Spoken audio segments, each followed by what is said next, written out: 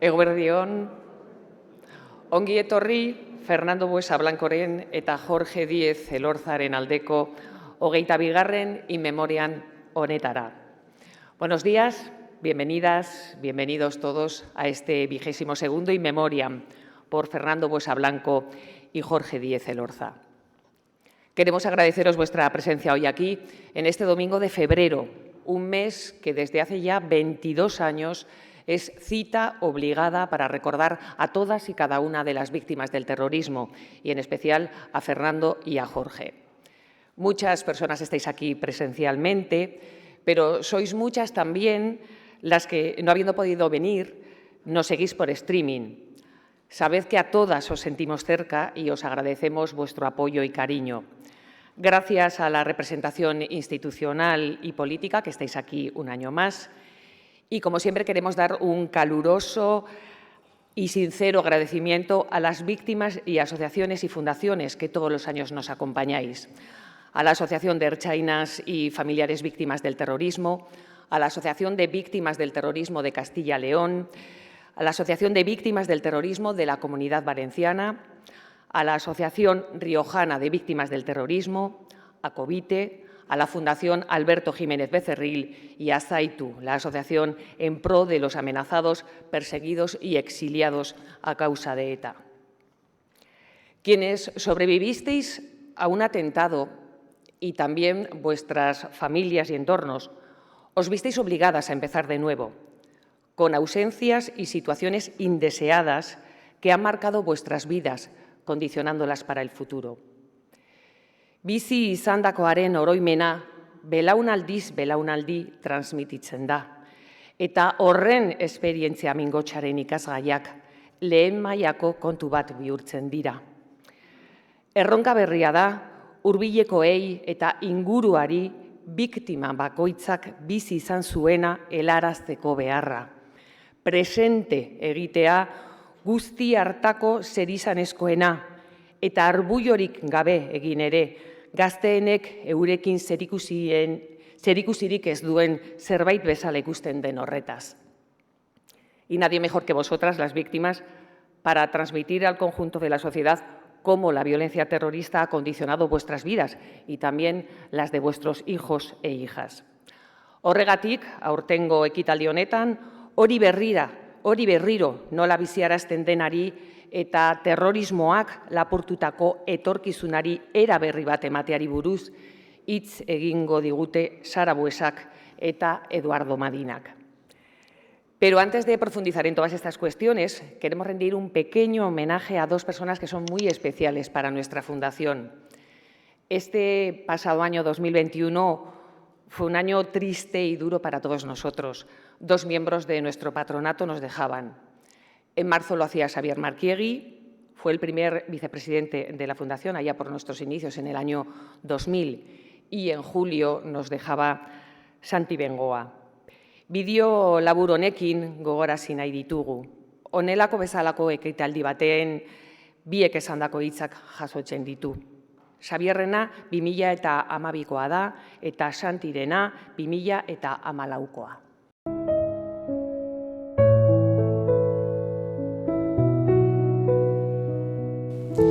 Si se quiere superar de una manera democráticamente adecuada la etapa de terror, si se quiere construir para el futuro una convivencia fundada en la libertad y en el respeto de los derechos de ciudadanía. No hay mejor elemento deslegitimador de la utilización de la violencia con fines políticos que recordar a las víctimas que la sufrieron y recordar también las consecuencias devastadoras en sus vidas y en la sociedad de la que formaban parte. Recordarles, tenerles presentes, es un acto de solidaridad de vida. Pero además es un arma, no precisamente arma arrojadiza contra alguien, sino todo lo contrario, una herramienta de cohesión. La memoria de las víctimas es objetivamente un elemento cohesionador, pues hace presente lo que hoy la sociedad en su conjunto, creo yo, quiere, que no se vuelva a repetir.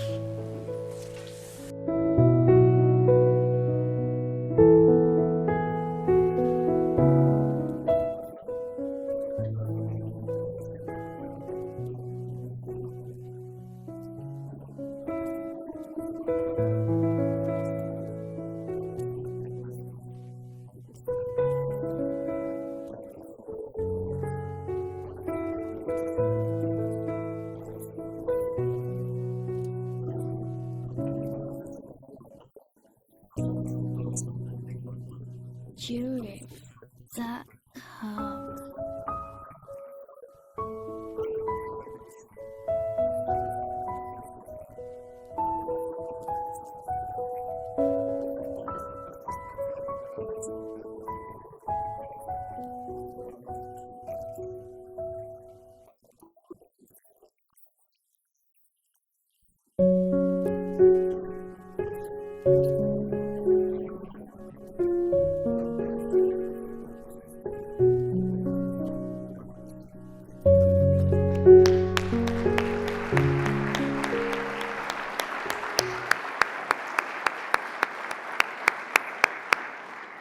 Xavier Marquiegui y Santi Bengoa. Pues de memoria, para construir, como decía Santi, como deslegitimadora de la violencia, como arma, como decía Xavier, vamos a hablar en este In Memoriam. Eta In Memoriam bakoitzean egin ohi dugun moduan, pasaden urtean egin izan genuen guztia gogoratzeko tenorea da orain.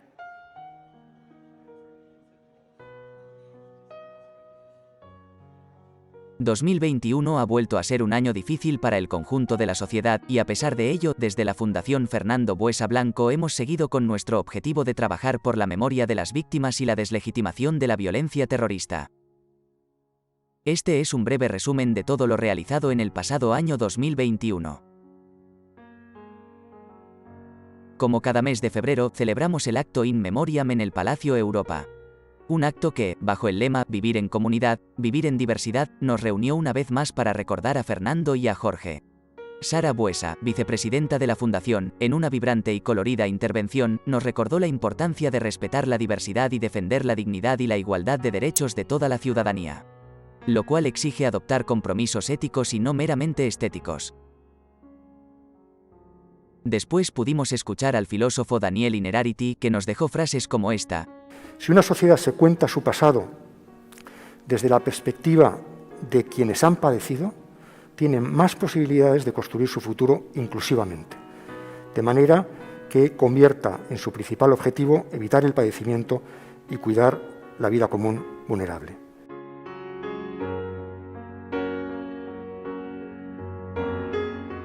En marzo colaboramos para traer a Vitoria-Gasteiz la exposición El terror a portada.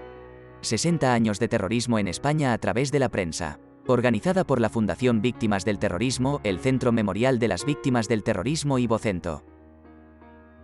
Pudo verse, durante todo el mes de marzo, en el Centro Cultural Montehermoso. Gracias, también, al apoyo del Ayuntamiento de Vitoria-Gasteiz.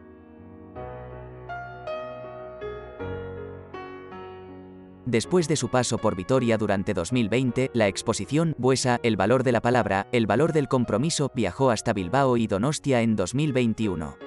Durante el mes de septiembre, y con la colaboración de Gogora y el Departamento de Igualdad, Justicia y Políticas Sociales del Gobierno vasco, esta muestra pudo verse en la sede del Instituto de la Memoria, la Convivencia y los Derechos Humanos. Esta exposición recorre tanto la vida de Fernando Buesa como la trayectoria de la fundación que lleva su nombre. Ya en diciembre, la exposición recaló en el convento de Santa Teresa, gracias al Departamento de Cultura de la Diputación Foral de Guipúzcoa. Allí pudo verse hasta mediados de enero de 2022.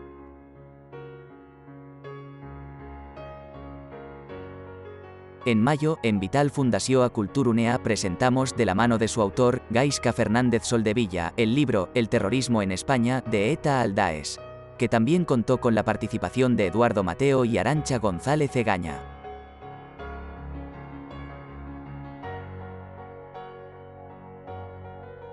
En junio, y como fruto del 18º Seminario Fernando Buesa, se presentó la publicación El movimiento de las víctimas del terrorismo, balance de una trayectoria, que fue editada conjuntamente con el Instituto de Historia Social Valentín de Foronda. El acto contó con la presencia de sus coeditores Antonio Rivera y Eduardo Mateo, junto con Marta Buesa. Esta obra colectiva, en la que participan 14 autores, fue la última publicación en la que participó Joseba Arregui, fallecido en septiembre de 2021. De él es el primer capítulo del libro, y así definía lo que ha supuesto el colectivo de las víctimas del terrorismo en ese 18º seminario, en la que también fue su última aparición pública. No cabe duda de que el movimiento de víctimas es una, sino la parte más noble de la historia reciente de la sociedad vasca. Y es algo que debemos subrayar. La sociedad vasca tiene una parte noble en su historia reciente, y esa se la debe al movimiento de víctimas.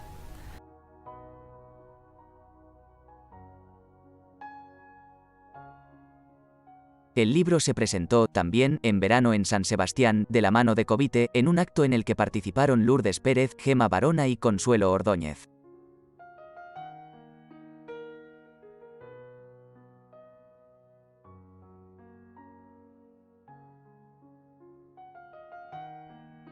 En junio, y junto con el Centro Memorial de Víctimas del Terrorismo, tuvimos la ocasión de presentar la publicación En manos del tío Sam, ETA y Estados Unidos, del historiador David Mota Zurdo. En esta presentación participaron Miren Ortubay, Florencio Domínguez y Jesús Casquete.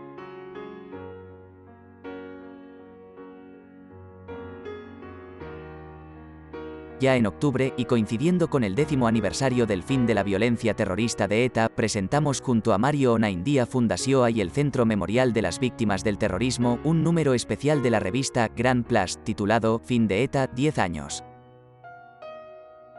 El acto estuvo protagonizado por Esosi Leturiondo, Gaisca Fernández Soldevilla, Antonio Rivera y Juan Luis Ibarra.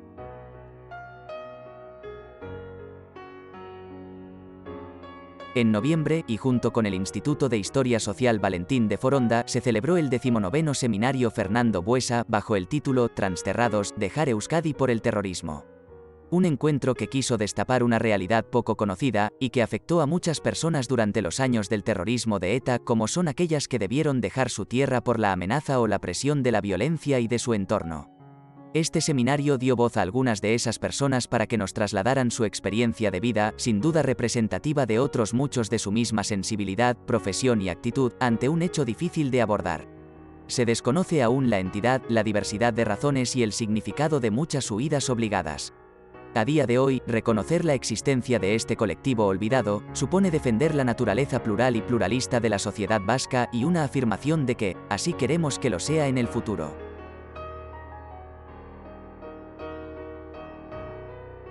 Por último, en 2021, pusimos en marcha junto con el Centro Memorial de las Víctimas del Terrorismo un nuevo proyecto, el Glosario Audiovisual de las Víctimas del Terrorismo. Este proyecto pretende abordar, clarificar y difundir el significado de diversos términos y conceptos relacionados con el terrorismo, las víctimas y su memoria. Mediante breves vídeos, 22 personas expertas en estas materias explican el significado de 66 conceptos, a los que también se añaden una serie de enlaces online y bibliografía complementaria para quien quiera profundizar más en la materia abordada. Un proyecto que está vivo, ya que se va a ir ampliando paulatinamente con nuevos términos. Una labor que, junto con el resto de nuestras actividades, divulgamos en nuestra página web y en nuestras redes sociales, que se han convertido en el mejor medio para seguir difundiendo los valores que Fernando siempre defendió en vida: la convivencia, la defensa de la libertad, la democracia y los derechos humanos.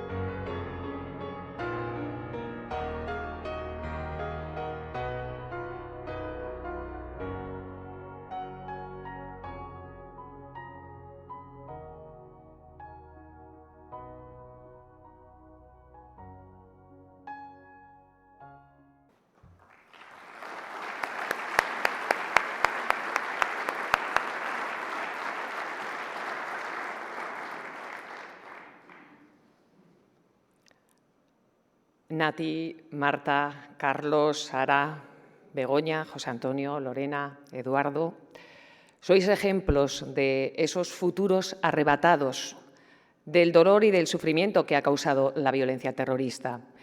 Pero a pesar de ello, vuestras familias han seguido creciendo y han emergido nuevas vidas, las de vuestros hijos y nietos. Es ahora el momento de pedirte, Sara, que subas y nos hagas partícipe de ese mensaje de esperanza y de fortaleza que cada año nos regalas y que en esta ocasión además vas a compartir con nuestro invitado, con Eduardo Madina. Nahi duzunean, Sara.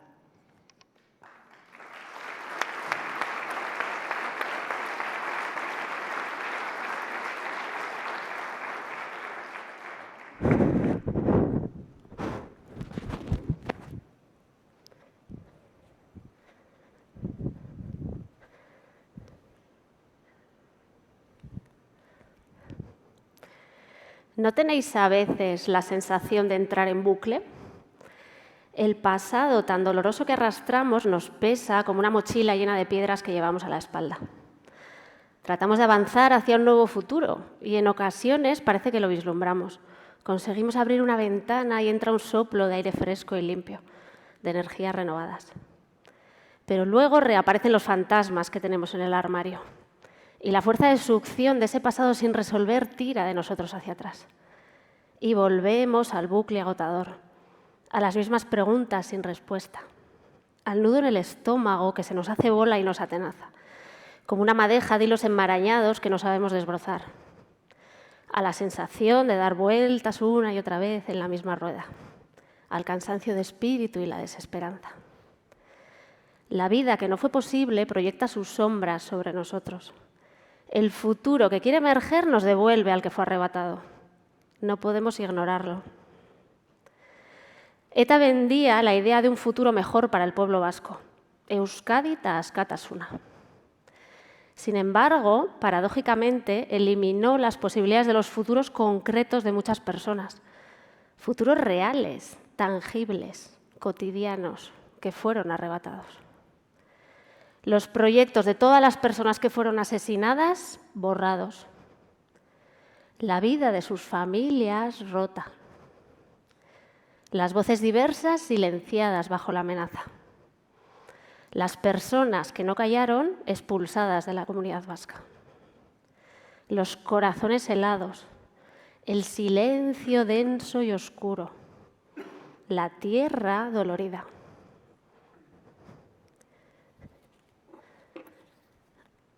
El terrorismo ha penetrado en el núcleo más profundo de nuestra sociedad.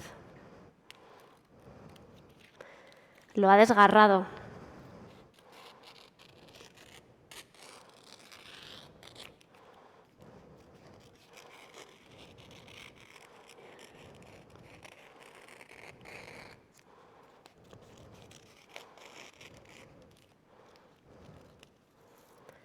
Nos ha roto por la mitad.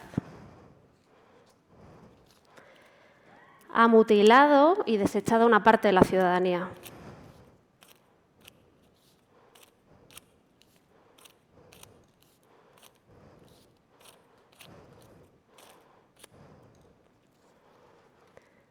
¿Esta era la nación vasca soñada? ¿Este país vale la pena?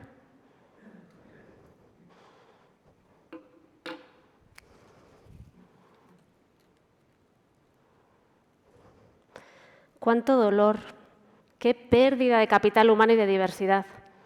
Sin estas personas, nuestra comunidad no está completa.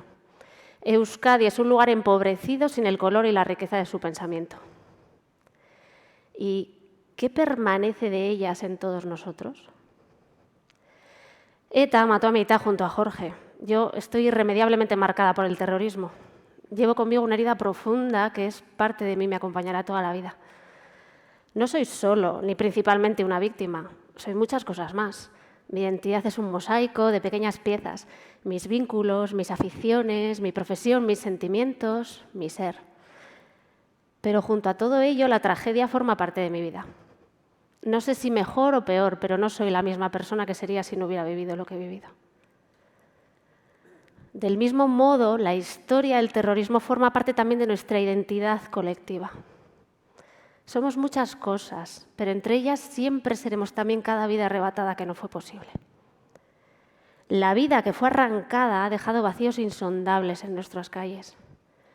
Los vínculos que se han roto han dejado jirones en nuestras almas, emociones latentes, esquemas que tenemos grabados y condicionan nuestra manera de actuar y de relacionarnos. ¿Estamos condenadas a vivir permanentemente con esta losa? ¿Hasta cuándo? ¿Cómo podemos liberarnos, reconstruir nuestra comunidad a partir del trauma y abrir paso a un nuevo futuro? Podríamos no hacer nada, dejar pasar el tiempo y olvidar. Nos quedaríamos entonces con esta sociedad vasca socavada y mermada, con todas esas heridas sin restañar. No quiero vivir en el recuerdo y el dolor permanente, pero tampoco puedo olvidarme de ello. No podemos dejar atrás la memoria. Se lo debemos a todas las personas que se han quedado en el camino. Nos lo debemos a nosotras mismas. Podemos ser mejores, aspirar a construir un nosotros vasco del que nos sintamos orgullosas. Una nueva versión de nuestra comunidad más tolerante, humana y compasiva. Necesitamos abordar este capítulo oscuro de nuestra historia para sanar, aprender de nuestra experiencia y no cometer los mismos errores.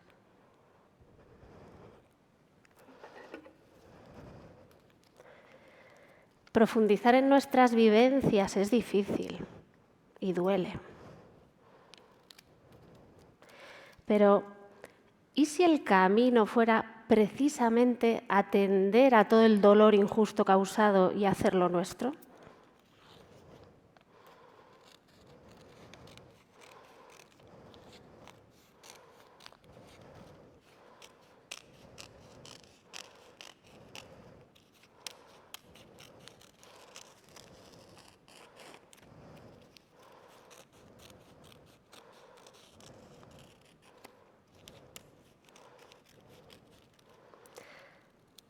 Y a partir de ahí decirnos, nunca más, y hacernos el firme propósito de construir un futuro colectivo distinto. Un futuro con memoria en el que ningún proyecto político excluyente tenga cabida. Y poner en ello nuestra intención y nuestra mejor energía. El resultado no será la sociedad vasca pura, ideal, soñada por nadie. No reflejará un modelo político a imagen y semejanza de ninguno de nosotros. Pero nos permitirá mirarnos a la cara y en el espejo, suturar las heridas y soldar la fractura generada por las décadas de terrorismo y violencia. Y será buena porque estaremos todos en ella.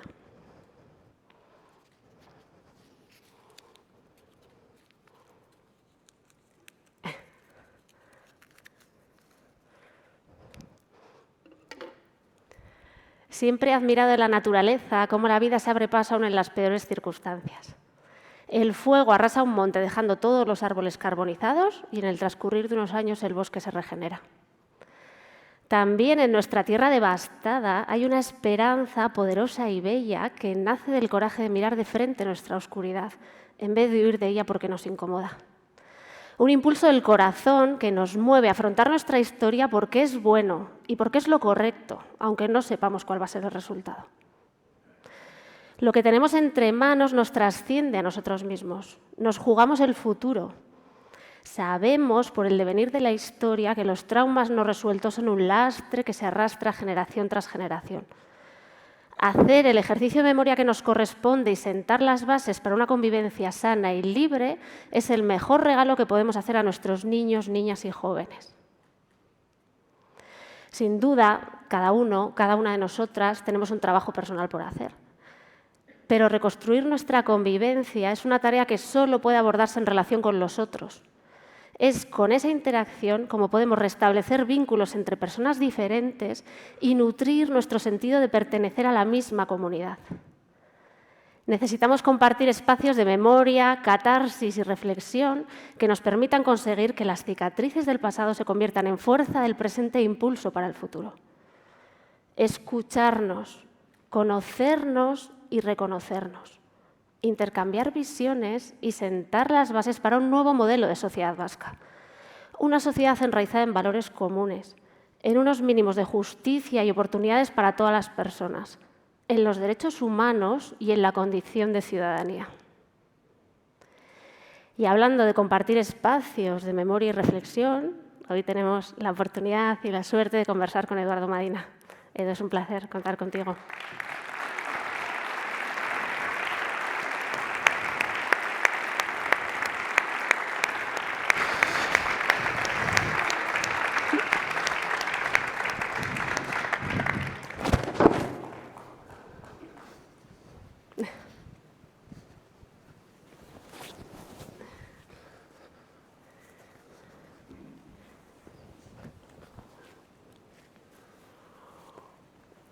Bueno, bienvenido, Edu. Muchas gracias. Muy buenos días a todos y a todas. ¿Qué tal? ¿Cómo estás? Pues estoy impactado con lo que acabo de escucharte y de verte, así que muy contento. Muchas gracias por haberme invitado en un día como este y en un año también como este, ¿no? Tan significado y también tan importante para mí. Bueno, yo estoy muy agradecida también de que estés aquí y encantada de compartir este espacio de conversación juntos. Un espacio en el que vamos a hablar de lo que ha supuesto ETA en nuestras vidas, del recorrido que hemos hecho, de nuestras reflexiones en relación con todo ello y mirando a nuestra sociedad y hacia el futuro. Era un martes lluvioso de febrero. Sí. Esta frase nos transporta a los dos a uno de los peores días de nuestras vidas. Era un martes lluvioso de febrero, el 19 de febrero de 2002. Sí, pero era un día normal, era un día de estos que crees que va a terminar como terminan todos los martes lluviosos de febrero y todos los días de tu vida, ¿no?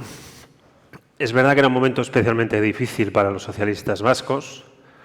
ETA, que llevaba ya mucho tiempo fijándose en nosotros, pero se había fijado especialmente en el Partido Socialista de Euskadi en aquel mes. Poco tiempo después atentó en Orio contra un concejal socialista llamado Juan Priede y pocos días después lo hizo en Portugalete contra una mujer maravillosa que salvó la vida por los pelos, que se llama Esther Cabezudo, ¿no? Así que fue un mes especialmente intenso, pero no había en aquella mañana, digamos que ninguna alerta, ningún aviso, ninguna señal de que podía llegar lo que llegó, ¿no?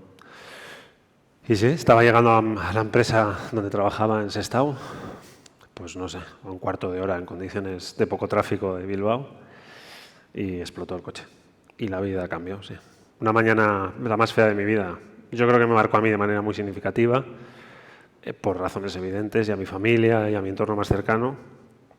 Y yo también creo que a la generación de socialistas vascos a la que pertenecí, educada mucha de ella con figuras como tu padre y la generación de tu padre, y que vio que ETA nos rodeaba y que se acercó hasta el punto en que lo hizo aquel día 19 de febrero del año 2002. Nos marcó, yo creo que para toda mi generación, para siempre. También era un martes lluvioso de febrero, el 22 de febrero del año 2000, Lo sé. cuando ETA asesinó a Maite y a Jorge. Sabes, tú perdiste una pierna en el atentado y yo muchas veces he dicho que cuando mataron a ETA fue como si me arrancaran de cuajo un brazo o una pierna. Han pasado 22 años, pero yo le sigo sintiendo conectado a mí.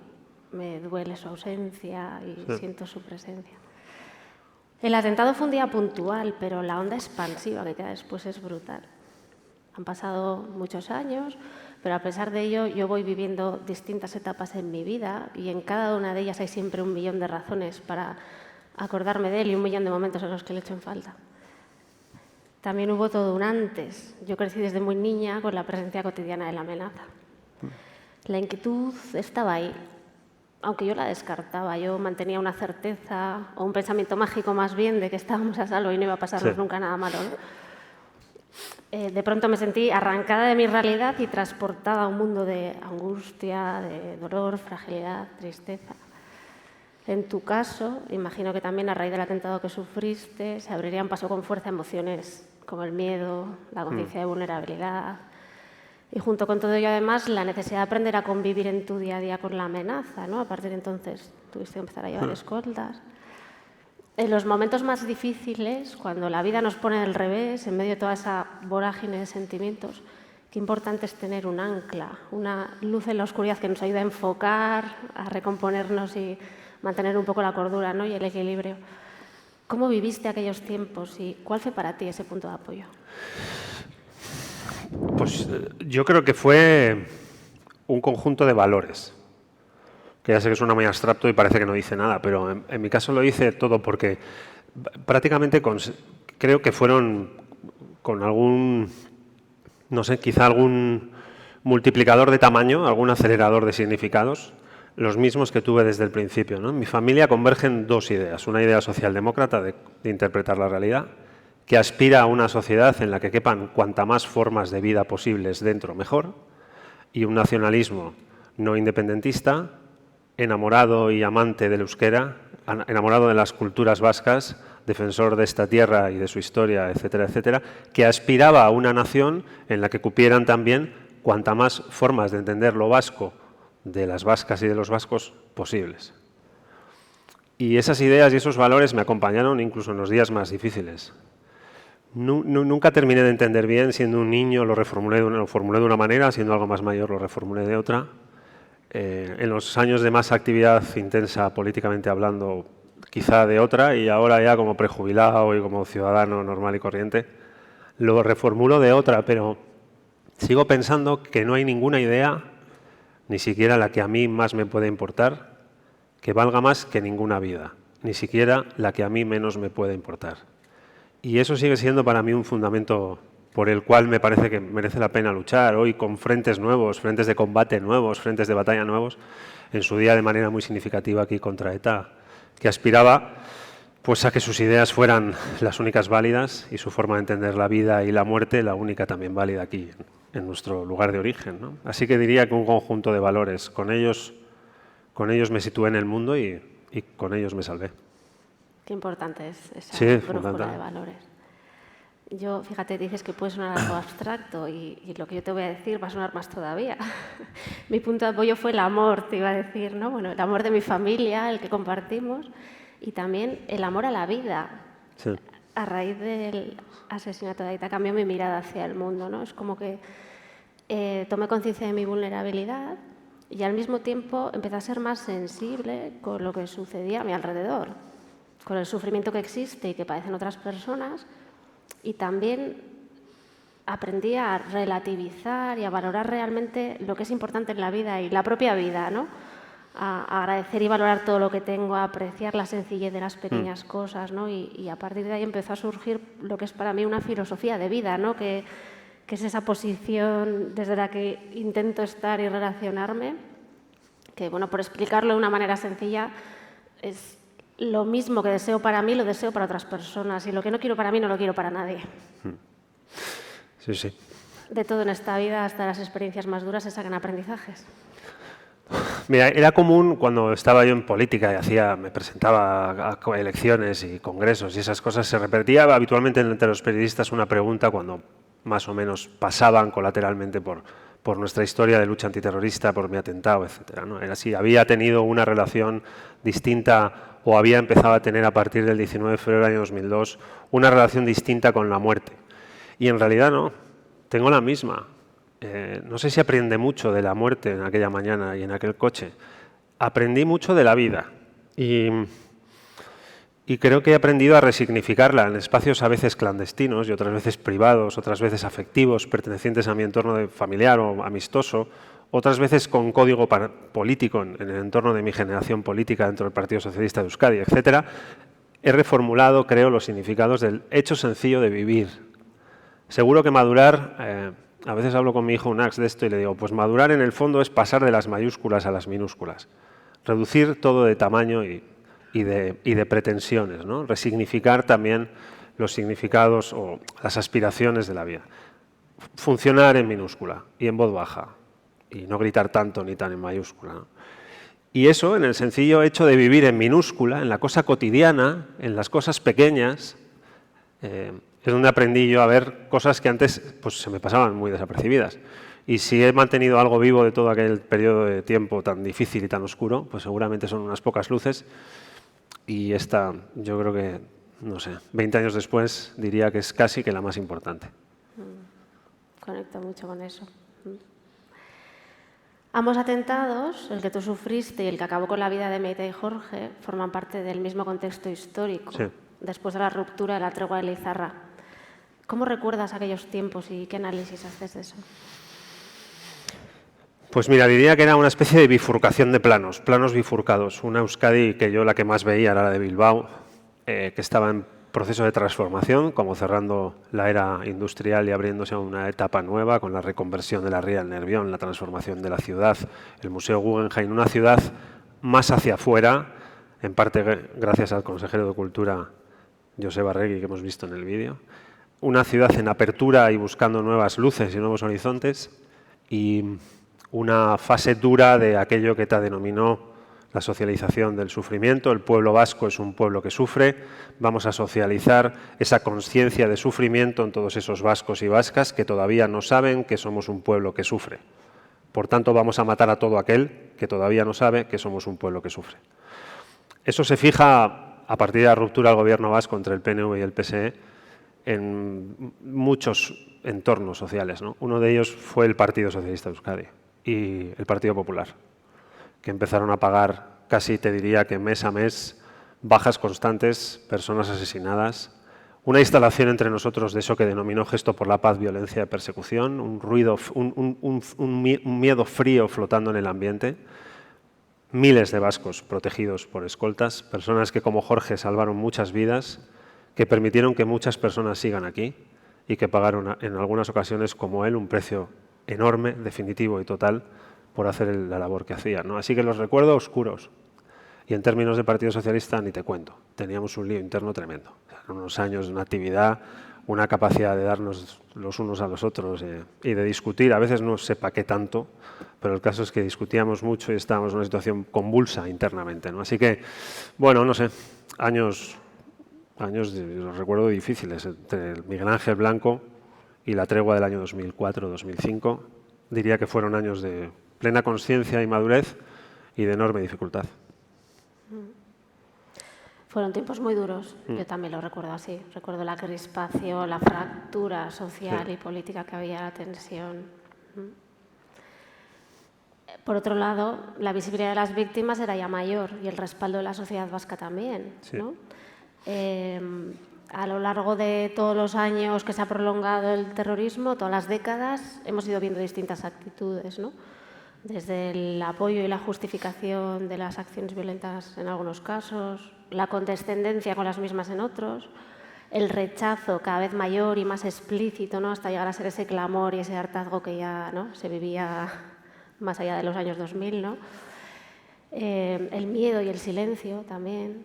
Pero entre todas las actitudes, a ti te preocupa especialmente la indiferencia.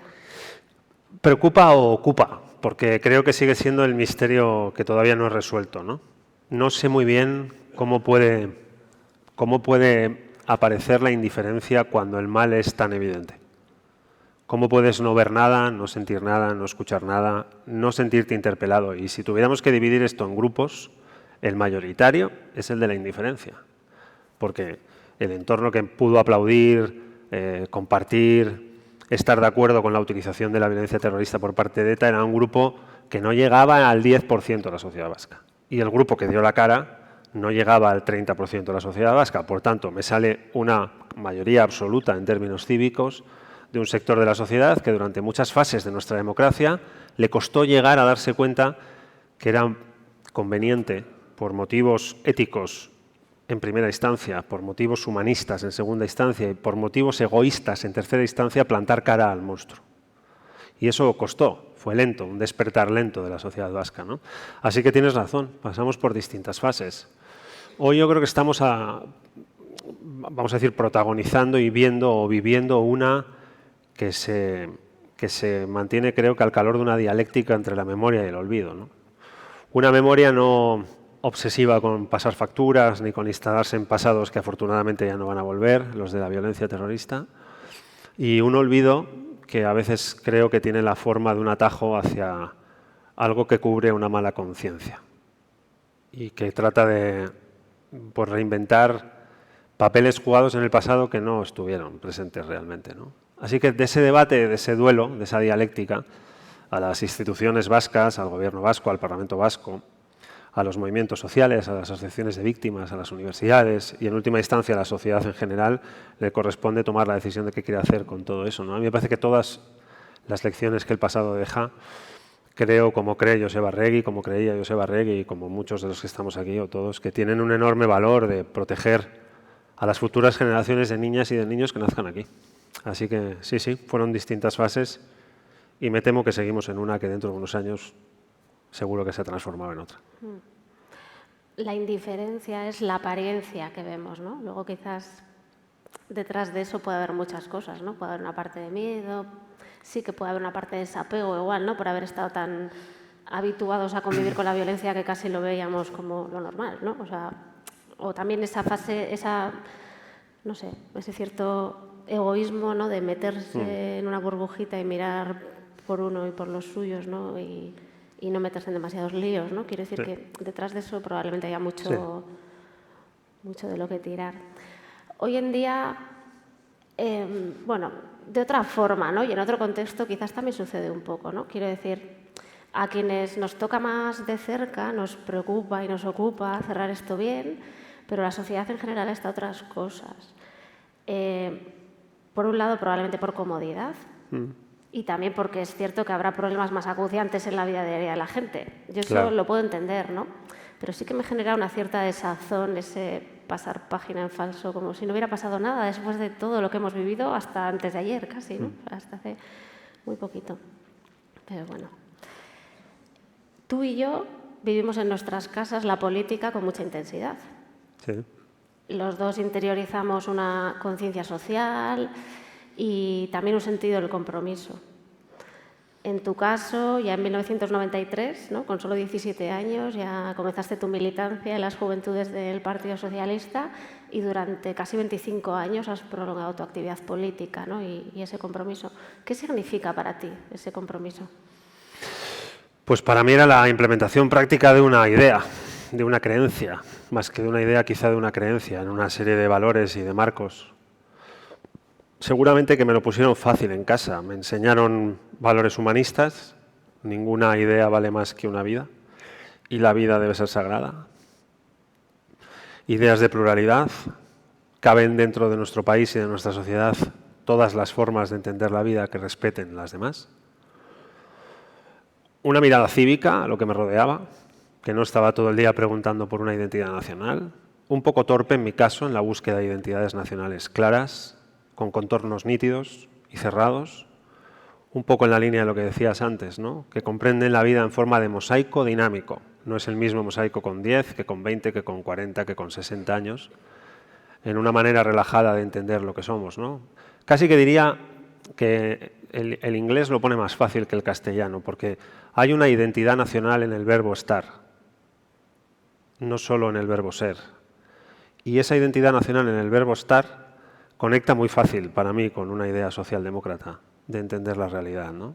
Así que la plasmación práctica de todo eso, buscando, leyendo y encontrando, lo encontré en el socialismo vasco, en las Juventudes Socialistas de Euskadi y en mi partido, que es el Partido Socialista de Euskadi. Y conecté con una generación de gente que era brillante, excepcionales, educados todos ellos con la generación de Fernando, de Ramón Jáuregui, de Chiqui Venegas, de Pachi López, de Javier Rojo, de muchos dirigentes políticos que nos enseñaron los buenos caminos y con ellos nos metimos en la defensa de un ideal que era una forma de entender la sociedad, no una revisión de nuestro pasado, ni una idea de nación, ni una idea mayúscula, tampoco una idea o una manera de entender la sociedad. Así que el compromiso vino por ahí y en la dimensión de la lucha contra el terrorismo, pues era evidente que estábamos disponibles para vivir peligrosamente, porque éramos muy conscientes de que en el difícil arte de elegir en Euskadi, vivir mal significaba haber elegido bien.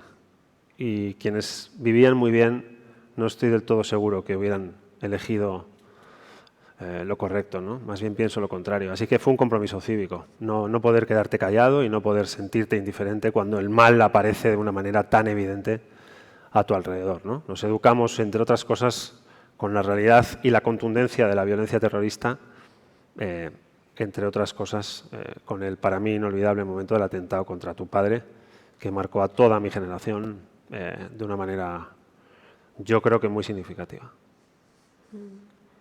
Yo también siento un poco esa vocación de servicio, ¿no?, porque así lo estabas planteando, ¿no?, de un impulso por hacer algo para mejorar la vida de la gente y la vida en común, ¿no?, de alguna manera. En mi caso, yo he canalizado mi compromiso a través de mi profesión, mi trabajo en el ámbito social, en las instituciones. Lo hago a través de la Fundación o en iniciativas ciudadanas diversas. Pienso que esto, al igual que todo lo que hacemos como ciudadanos en nuestro día a día, también es política, ¿no? O sea, me gusta esa manera de entender la política como algo amplio, ¿no? Sí. Construir ese espacio común y el valor público es cosa de todas y de todos. En el año 2004 fuiste elegido diputado y te marchaste a Madrid y a raíz de aquello pues has hecho tu vida, ¿no? Y tu trayectoria profesional en Madrid. ¿Cómo fue tomar cierta distancia del País Vasco? La tomé en Bruselas, cuando me tuve que ir después del atentado a vivir ahí un par de años y después en Madrid. Era discontinuidad constante. Pasaba 4 o 5 días en Madrid, 2 días en Euskadi, pero sí me permitió planos de la realidad de proximidad y distancia. Proximidad y distancia.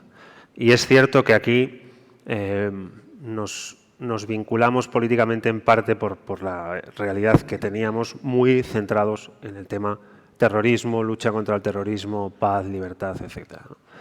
Y en el Congreso de los Diputados empecé a ver todos los múltiples planos de una realidad política compleja, como es la de un país como España, de 48 millones de habitantes, en su dimensión internacional. Imagínate los planos y las capas de cebolla que puede llegar a alcanzar. Y empecé a verme pues, metido en conversaciones, debates, estudios, ¿no? Yo formé parte de esa generación de chavales que pensaba que para estar en política había que estar todo el día estudiando y leyendo porque éramos todo el rato conscientes de todo lo que no sabíamos. Y al estar trabajando con materiales que afectan a tanta gente, uno cree que hay que estudiarse hasta el último pie de página. Ahora, últimamente en Madrid y tal, veo que no hace falta tanto. Más bien lo contrario, pero perdón, me sale a veces mi vida anterior. Y en esa proximidad y esa distancia, empecé a captar elementos de aceleración, de prisa por acabar con aquello que nos estaba amargando la vida aquí. En contra de lo que pueda parecer, coger distancia y encontrarme ante nuevas conversaciones me dio el angular de todo lo que nos faltaba, con mucha más nitidez que cuando no salía de Bilbao y no salía de mi realidad aquí en Euskadi, ¿no? Empecé a ser consciente de todo lo que nos estaba quitando ETA, de todo lo que nos estaba quitando a los ciudadanos en general, de todo lo que le estaba quitando a la sociedad vasca, de lo que estaba quitándole de posibilidad de futuro a las siguientes generaciones, a todas nosotros y a todos nosotros. Y luego cuando lo aterrizaba lo veía en mi partido, pero lo veía también en el nacionalismo vasco, lo veía en todos los ángulos de la realidad, todo lo que nos estaba quitando, ¿no? Así que diré que fueron etapas de prisa, de ansiedad, de aceleración. Se abrió además un proceso de paz con Jesús Eguiguren, Zapatero, etcétera. Y teníamos la sensación de que ya faltaba poco, que cada vez faltaba menos, ¿no? Y fueron años de un angular más grande y yo creo que de una prisa un poco. No sé si te pasó a ti, pero a mí en aquellos años me entró una prisa tremenda por empezar a vivir una vida normal. Ese momento llegó. ¿Y yo? El final de ETA, hace 10 años, ¿no? Yo cuando hago el ejercicio de echar la vista atrás hacia todo lo que hemos vivido, tengo como una mezcla de sensaciones. Por un lado, pensar en todo lo que hemos vivido me causa hasta un poco de sorpresa y estupor, ¿no? El pensar todo lo que hemos sido capaces de soportar. Creo, lo hemos comentado antes, ¿no? Que estábamos tan acostumbrados a vivir con la violencia de forma tan cotidiana que no éramos conscientes de su gravedad en toda su dimensión. Sin duda. Y aunque han pasado años, yo siento que todavía esa conciencia sigue calando y tomando poso en mí, ¿no? Me siguen viniendo a la cabeza imágenes y escenas que parecen sacadas de una película de ficción, pero es que fueron reales, sucedieron de verdad, ¿no? Y al mismo tiempo, cuando miro al pasado, automáticamente me sitúo en la perspectiva de todo lo que hemos ganado y avanzado, ¿no? O sea, la realidad de ahora es muchísimo mejor. Ahora es que no hay comparación, no hay ninguna comparación posible, ¿no? Entonces, atendiendo a todo ello, al horror que vivimos y siendo capaces también de valorar, ¿no? Todo lo que hemos evolucionado, situándonos ahora y mirando hacia el futuro, ¿qué asignaturas pendientes tenemos? Bueno, yo creo que tenemos que acelerar mucho en Euskadi en términos de normalización, que no es tan sencillo. Uno cree que está ya hecho todo y yo creo que estamos empezando, estamos viendo los primeros capítulos, ¿no?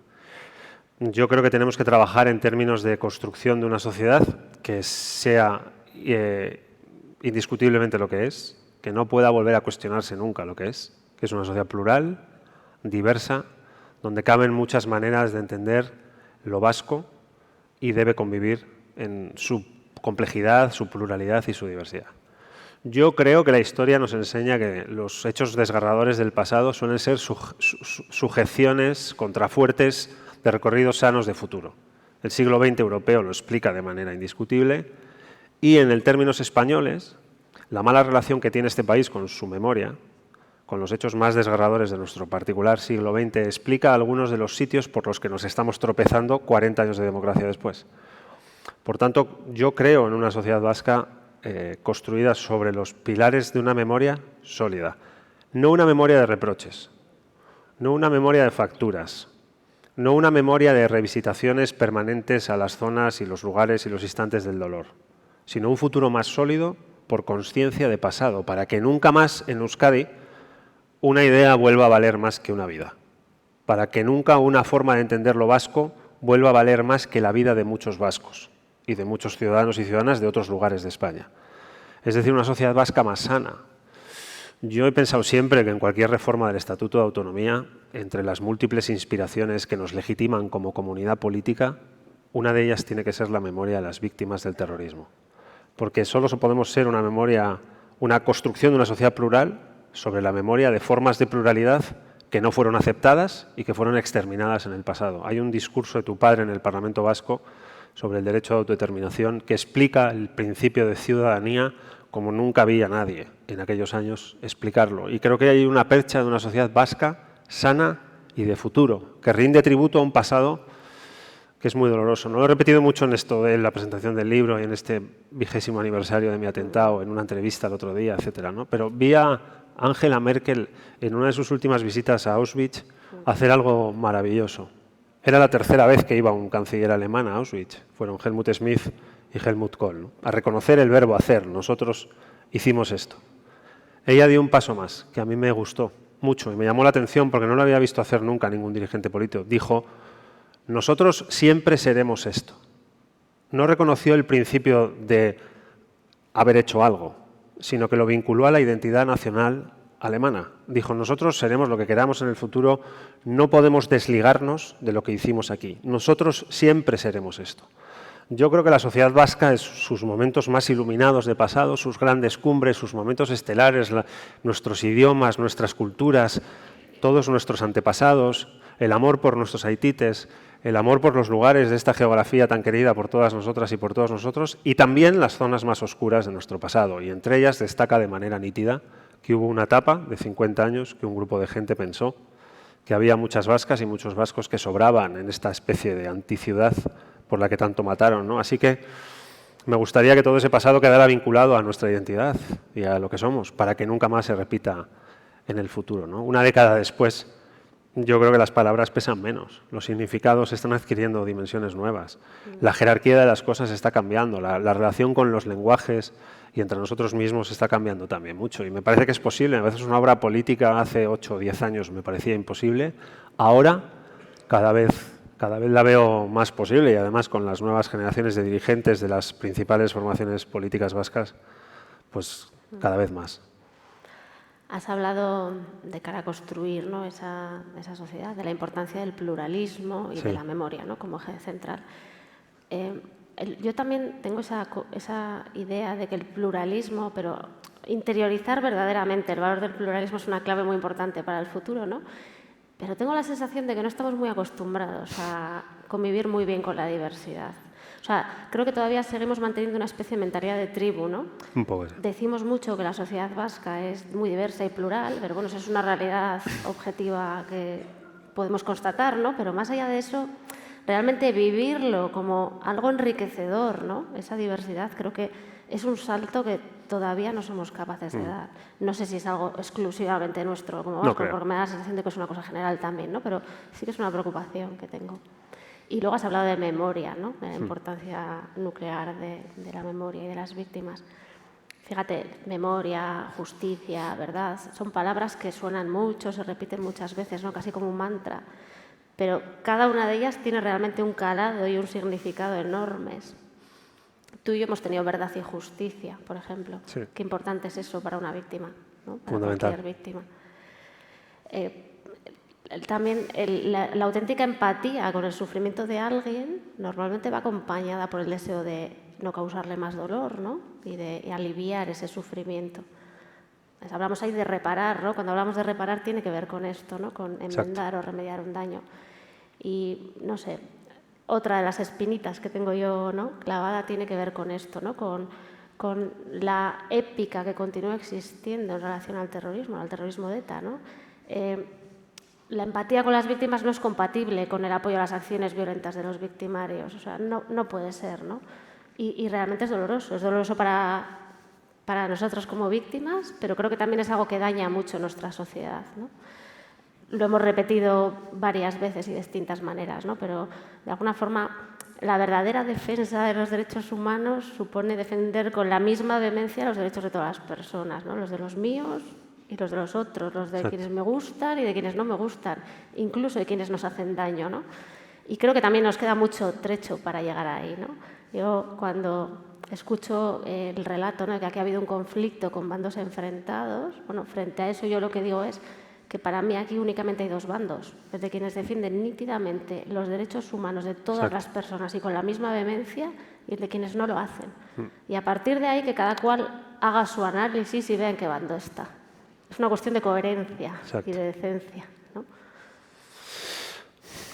No puedo decirlo mejor, no puedo mejorarlo, porque creo que es tal cual. Todos los esfuerzos en pro de convivencia, en pro de la convivencia futura de la sociedad vasca, desde mi punto de vista solo se pueden plantear desde ahí. Conflictos hay muchos.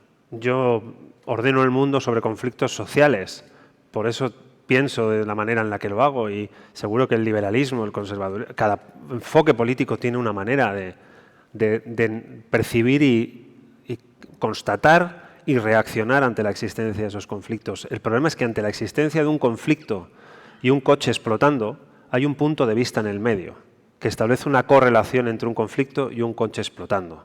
Entre el asesinato de Fernando Buesa, entre el asesinato de Ernest Lluch o entre el asesinato de Gregorio Ordóñez y la existencia de un conflicto, hay una mediación, una intermediación de un punto de vista del que cree que hay vidas humanas que sobran frente a quienes, como tú y como yo y como muchos ciudadanos y ciudadanas vascas, piensan que no hay ni conflicto ni idea que valga más que ninguna vida. Por tanto, no es la existencia de un conflicto la que hace que un coche bomba explote en una calle de Vitoria. Es la persona que toma la decisión de apretar un botón la que decide que un coche explote en una calle de Vitoria.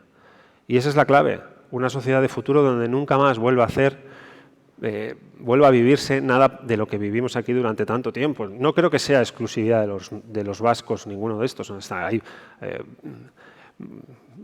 Hay un viejo manifiesto comunista que decía hay un fantasma que recorre Europa, ¿no? Ahora hay fantasmas nuevos que recorren Europa, fantasmas de nuevo de dogmatismo, de identidades nacionales homogéneas, de decidir quién cabe y quién no cabe, vientos de nuevo helados que recorren este continente nuestro, siempre con palabras muy en mayúscula, normalmente con frases llenas de faltas de ortografía, que no tienen en cuenta la vida de los demás y que solo aplican para sí mismos todo lo que quitan de los demás, empezando por derechos humanos, derechos de ciudadanía, derechos sociales, derechos de pertenencia. Lo hay con las mujeres, lo hay con las personas con la piel de un color distinto al que lo tienen quienes gritan, lo hay con quienes creen en dioses distintos, con identidades, orientaciones sexuales, modelos de familia, procedencias, ideas políticas. Estamos en un tiempo en el que, de nuevo, el valor de las palabras se pone al servicio de una lucha, en fin, en defensa de una idea, pues eso, una identidad en el verbo estar, ¿no? Que creo que es una manera fantástica de ser, a partir del verbo estar y no al revés. Así que sí, comparto todo lo que has dicho. Me gusta mucho esa idea de una identidad en el verbo estar. Te la compro, me la quedo.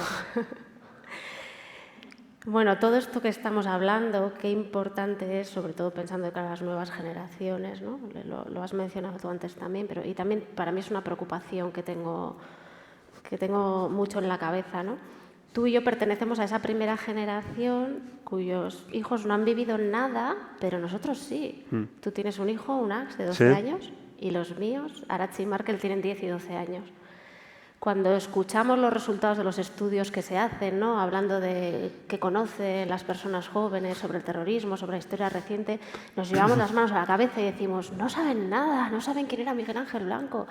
Para mí esto es muy significativo, pero no porque indique que las personas jóvenes no tienen inquietudes, pasan de todo, no tienen curiosidad. No, claro. Es muy significativo del problema que tenemos nosotros. No somos capaces de abordar esto en nuestras casas, en nuestras familias, con nuestros hijos e hijas.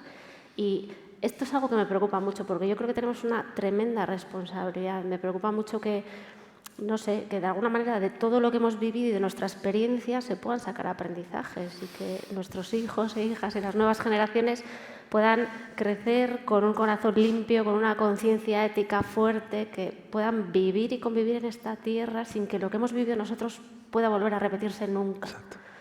Empleando palabras tuyas, ¿no? Esto te lo he leído también. ¿Cómo se lo vamos a contar nosotros a ellos y cómo nos lo van a contar ellos a nosotros dentro de 15 o 20 años? Pues a mí me gustaría, exacto eso, ¿no? Que no les pasara un poco lo que le pasó a tu generación y la mía, ¿no? Yo iba a estudiar Derecho en Deusto, en realidad. Pero al final me matriculé en Historia para ver si alguien me explicaba la Guerra Civil. Y dije, y voy a hacer además contemporánea, para ver, porque ya voy a ponérselo más difícil, contemporánea. Y tampoco. Pasé de la guerra de Cuba y tal, al 78. Digo, oiga, la cuarta temporada, ¿alguien no la vamos a ver? Tenemos una relación tensa con nuestro pasado. No sabemos muy bien qué hacer ni dónde colocar los hechos incómodos del pasado. Pensamos que con no mirarlos ellos no nos miran, y no es verdad, nos miran porque nos configuran, determinan nuestro presente y por tanto son relevantes desde el punto de vista de nuestro futuro. Recuerdo muy mi Aitite fue uno de esos niños que partió con el Habana en el puerto de Santurce hacia Reino Unido por aquel acuerdo de la República con el gobierno británico de sacar niñas y niños de Bilbao pocos días antes de los bombardeos franquistas de la ciudad. Y volvió un par de años después de terminada la guerra de un pequeño pueblo en el norte de Escocia, ¿no? Y no le gustaba mucho, le pasa un poco como a mí con los hechos más dolorosos de mi vida. No le gustaba mucho hablar de aquello. Era una de esas personas muy vascas, así, nacido en Elizondo, que no le gustaba mucho abrirse y contar un poco al calor de esa generación, ¿no? Que cayó mucho más de lo que contó. No por nada, sino por no saber muy bien qué hacer con ello. Y una vez le pregunté, cuando yo tenía, pues yo creo que 13, 14, no, menos, 12, 13 años, sí, la edad de nuestros hijos, dijo, oye, cuéntame qué pasó aquí. Me dijo, no, cuéntamelo tú a mí. ¿Qué nos pasó? Porque de cómo me lo cuentes voy a ver qué... Y me gustó la idea. Yo me había interesado en el tema porque vertebró en parte a mi familia, a mis aitites, mis padres, etc. Y le pude contar 4 ideas, ¿no?, de las que podía tener en aquella edad. Mi gran pregunta no ha sido nunca cómo se lo voy a contar yo a mi hijo, porque pues creo que se lo puedo resumir y no tendría, de hecho ya lo he hecho y no he tenido especiales problemas, ¿no? También siendo consciente que no quiero colocar mucho peso sobre sus hombros, ¿no?, el peso exacto y nada más. La clave es cómo nos lo va a contar la generación de nuestros hijos a nosotros. ¿Qué nos va a decir de lo que nos pasó? Y la de nuestros nietos. Y la de los nietos de nuestros aitas y de nuestras amas que vivieron todo aquello. Y esa es la clave, ¿no? Esa es la labor, la gran labor del gobierno vasco, del Parlamento vasco, de la institucionalidad vasca, es construir una comunidad política atenta a esa pregunta. De nuevo, lo repito una vez más, no por facturas, sino por solidez futura, por un País Vasco de futuro mejor, sin posibilidad de repetición, con deslegitimación del terrorismo, con pilares humanistas, ¿no? Esa es una sociedad vasca mucho más sana, mucho más lúcida y más interesante, ¿no?, más rica, creo. Así que sí, lo de los hijos es un tema, la verdad. Estoy de acuerdo contigo en que hay una cuestión que es la más importante, que es qué construcción colectiva hacemos, ¿no?, respondiéndonos a las preguntas clave para asentar esa sociedad de futuro, ¿no? Pero también creo que hay un trabajo que hacer cada uno y cada una de nosotros en nuestras casas, ¿no? Porque cómo nos lo van a contar ellos dentro de muchos años va a depender también mucho de cómo lo tratemos con ellos ahora, ¿no? Claro, yo como madre, y como madre además que he vivido lo que he vivido, ¿no?, me sucede también tengo ese deseo de querer preservar a mis hijos, no quiero contaminar su visión del mundo, no quiero, ¿no?, cargarles con mochilas que son mías, ¿no? Y cuesta abordar estas situaciones con ellos, pero tengo claro que tampoco quiero que crezcan en una burbujita, aislados de la realidad y del dolor y el sufrimiento que existe en el mundo, ¿no? Y lo mismo que podemos hablar de otras cosas con las que hay que ser solidarios, ¿cómo podemos no hablar de esto? ¿No? O sea, creo que tenemos que hacerlo y además tenemos recursos a nuestro alcance y además yo creo que muchas veces el peso que tenemos nosotros es mucho mayor que el que ellos reciben. O sea, ellos lo asumen con mucha más naturalidad, las conversaciones. Sí. Y mi experiencia es que además, bueno, actúan con curiosidad, con naturalidad, ¿no?, y con otra ligereza a la hora de abordar estos temas que nosotros. Pero bueno, sí, es un tema. Es un tema. Bueno, para cerrar esta conversación, ¿Sí? te propongo hacer algo juntos. ¿Vale? Venga, vamos. Ya tenemos aquí esta cinta que simboliza nuestros caminos y también el del conjunto de la sociedad vasca. Vamos a cogerla y sujetarla entre los dos. Vale. Manteniéndonos conectados a esta energía que se ha generado en este rato de conversación, vamos a ir recortando la cinta por la mitad, como he hecho yo antes. ¿Vale? Muy bien. Y al hacerlo, te propongo que nos imaginemos que seguimos el rastro de todo el daño que llevamos con nosotros, sintiendo el corte de la tijera que desgarra, pero visualizando al mismo tiempo la fuerza reparadora de la memoria. Muy bien. Y pensando en ese futuro esperanzador que es posible. Muy bien. ¿Vale? Uno de los dos va a sujetar la cinta y el otro corta. ¿Qué prefieres? Tú dale, que no me atrevo, igual lo hago mal. Vale, bueno. Voy a doblar la cinta un poco por la mitad para hacer un corte y poder clavar la tijera. ¿Vale? Vale. Venga, pues vamos a inspirar hondo y voy recortando la cinta y vamos pensando en todo esto, ¿vale? Muy bien. En el dolor que tenemos con nosotros, pero también todo lo que es posible construir de cara al futuro.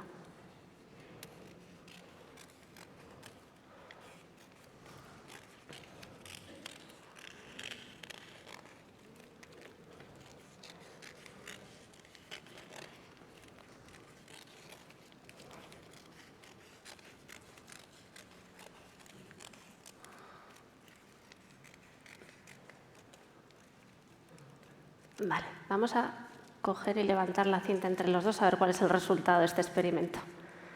Nuestros caminos están ahora de alguna manera entrelazados. Vamos a colgarla. Venga. Aquí.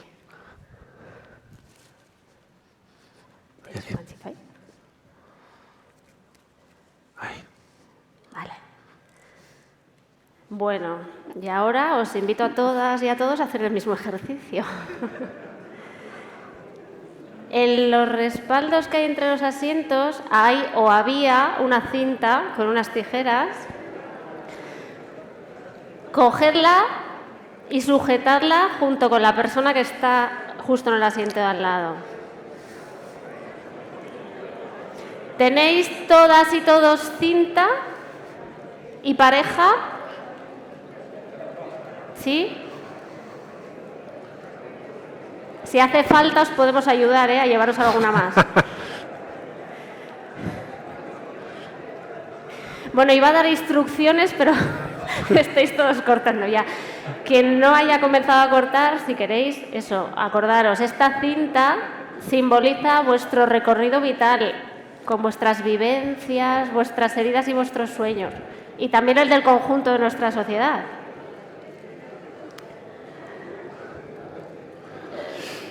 Sentid cómo arrastráis al recortar todo el daño que llevamos con nosotros, pero visualizad también esa fuerza reparadora de la memoria y el futuro que es posible.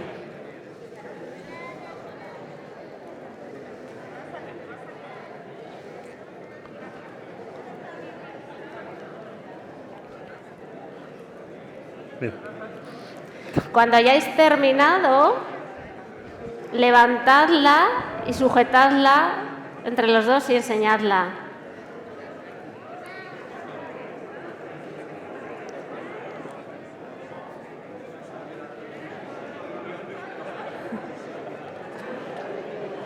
Vamos a dar un poquito de tiempo para que terminéis todas.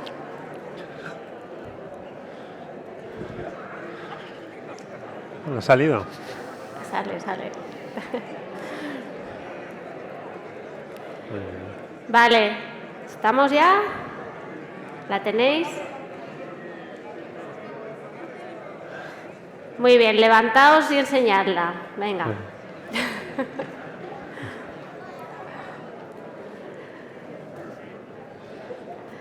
¿A qué se parece esta forma? ¿Os recuerda algo? ¿No?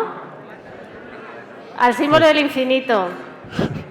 Representa el vínculo entre el espacio y el tiempo que une los distintos puntos de nuestra existencia en una evolución continua sin fin. El pasado tan pesado que arrastramos y el futuro que se nos plantea se entrelazan en un bucle. En el momento presente podemos conectarnos con la sabiduría del pasado reciente y también intuir el futuro de la comunidad vasca que quiere emerger y que podemos crear. Ese futuro es posible aquí y ahora, en este instante. Es el momento preciso de oportunidad para marcar un punto de inflexión y cambiar nuestro destino. Euskal Herria hobea posible da hemen, orain. Bidea, ausardia geuraterik ilunenari aurrez aurre begiratzeko. Sortutako mingaizto bidegabea atxikitzeko, geure egiteko. Hartara bidea urraturik, elkarrekin bestelako etorkizun kolektibo bat altzatzeko. Gogotik ekinez, indar eta kemenez. Mila esker.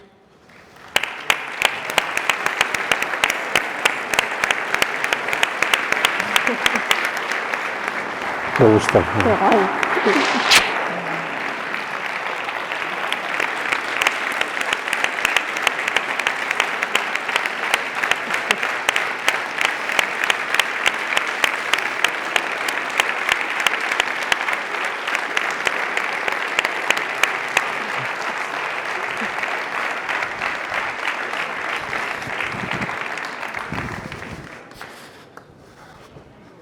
Papelón el que le dejan a una todos los años. Después de esto que hemos escuchado y vivido, Sara, no te metas al periodismo, porque si ya orando eres brillante, nos vas a quitar el trabajo a todos los que estamos todavía en activo. Y Eduardo, menudo jubilado, ¿eh? Para estar jubilado te he visto en plena forma. Bueno, no sé, cada uno se llevará algo, alguna impresión de lo que hemos escuchado.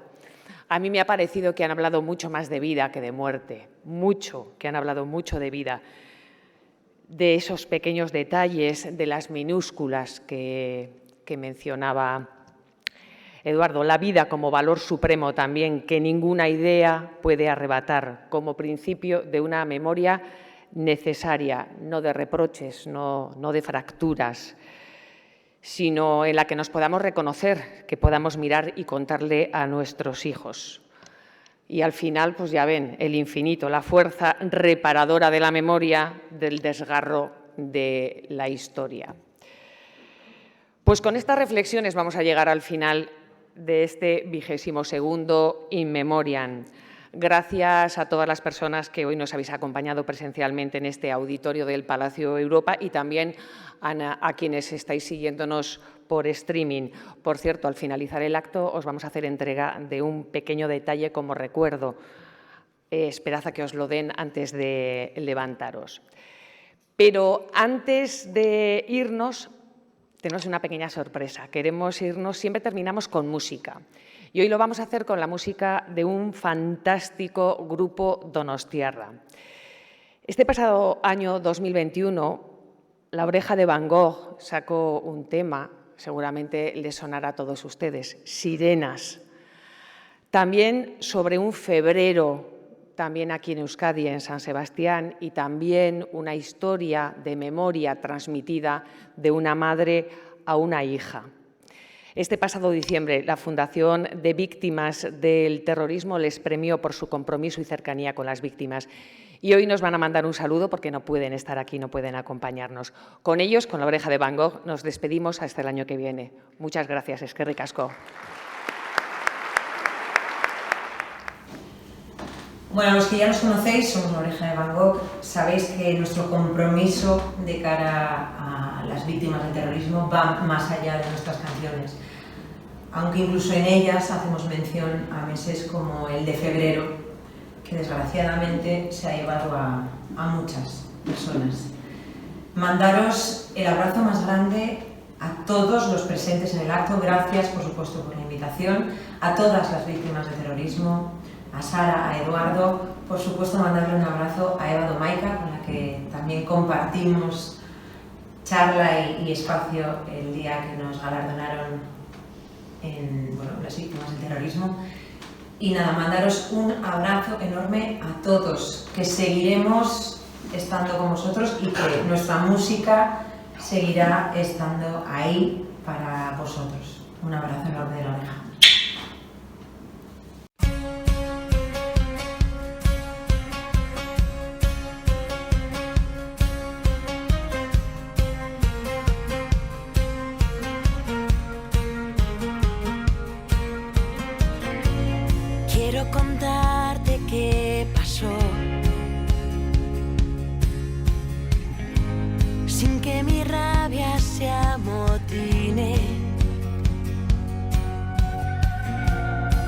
la ciudad más bella que jamás vio el sol. ¿Cómo explicar tanto dolor? Ya se han marchado las sirenas lejos de San Sebastián, con sus penas y tristezas a cantar a otro lugar. Cuando baja la marea y la luna cuna al mar, desde el cielo se lee en la arena que no pase nunca más, nunca más. Era en febrero una vez más. ¿Cómo olvidar esos sonidos? Luces nerviosas recorriendo la ciudad, lo inexplicable en un portal. Ya se han marchado las sirenas lejos de San Sebastián, con sus penas y tristezas a cantar a otro lugar. Cuando baja la marea y la luna cuna al mar, desde el cielo se lee en la arena que no pase nunca más. Esto que te he contado, guárdalo aquí, mi niña, no les podemos olvidar. Ya se han marchado las sirenas lejos de San Sebastián, con sus penas y tristezas a cantar a otro lugar.